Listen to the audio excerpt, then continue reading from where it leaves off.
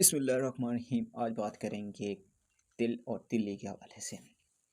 इसकी एक complete production technology के हवाले से बात करूँगा और कितना ख़र्च आता है एक एकड़ पे और ज़मीन कौन सी मुंतखब करनी चाहिए, ज़मीन इसके लिए कौन से अच्छी रहेगी और कब तक काश्त होता रहेगा, इसका लास्ट टाइम क्या होता है, इस पे स्प्रे कितने होते हैं, कौन कौन से इंसेक्ट इस पे अटैक करते हैं और कितनी खादें इसके लिए दरकार होती हैं और कैसे काश्त करना है, इस हवाले से बात करूँगा। और ये भी बताता चलूँ कि आजकल बहुत ज़्यादा मार्केट में दो नंबरी चल रही है इसके सीड के हवाले से, इसके बीज के हवाले से।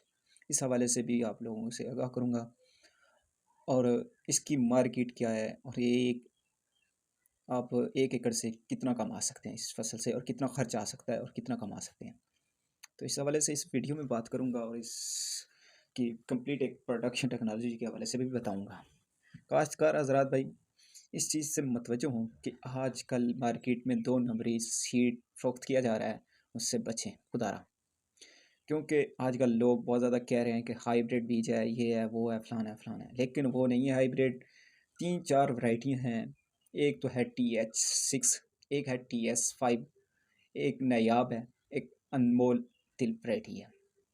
और काश्तकार भाइयों से यही रिक्वेस्ट है कि इन 3-4 वैरायटियों में से एक काश्त करें, वो भी तिल्ली काश्त करें, क्योंकि तिल्ली एक झाड़ बनाती है।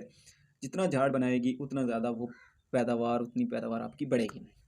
दूसरी बात, जब आपने तिल्ली लगानी है उस टाइम ज़मीन की कैसी मुंतखब करें, कौन सी इसके लिए बेस्ट रहे।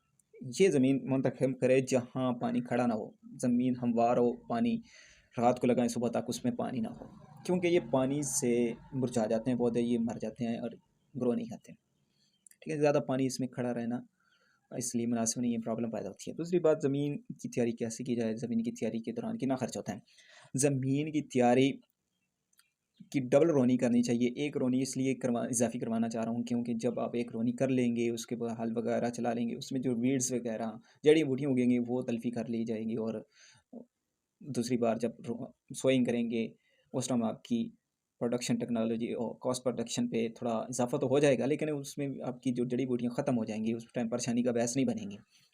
इस टाइम आप एक रोनी के बाद काश्त कर सकते हैं, लेकिन अच्छी ग्रोविंग हो सकती है, अच्छी आपकी सोइंग हो सकती है, लेकिन ये है कि आपकी उसके दौरान जड़ी बूटियाँ बहुत ज़्यादा उगा कर आएंगी, इसलिए आपको डबल रोनी रिकमेंड कर रहा हूँ।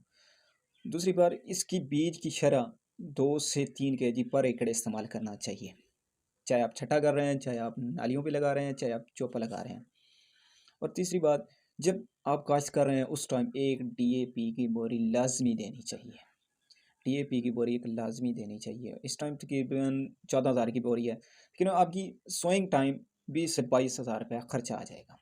और दूसरा, इसके 2 पानी लगते हैं, अमूमन 3 लगते हैं, लेकिन 3 लगते हैं, अमूमन 3 लगते हैं, लेकिन 2 पानी इसको मस्ट चाहिए। एक तो बारिश अमूमन आ जाती है, एक जब वो फली निकाल रहा होता है, जब वो फूल ले रहा होता है, उस टाइम पानी लगाना चाहिए। उसके साथ नाइट्रोफॉस का इस्तेमाल लाजमी करें, साथ MOP या SOP का इस्तेमाल भी लाजमी करें। एक बैग का हाफ बोरी नाइट्रोफॉस, हाफ बोरी SOP।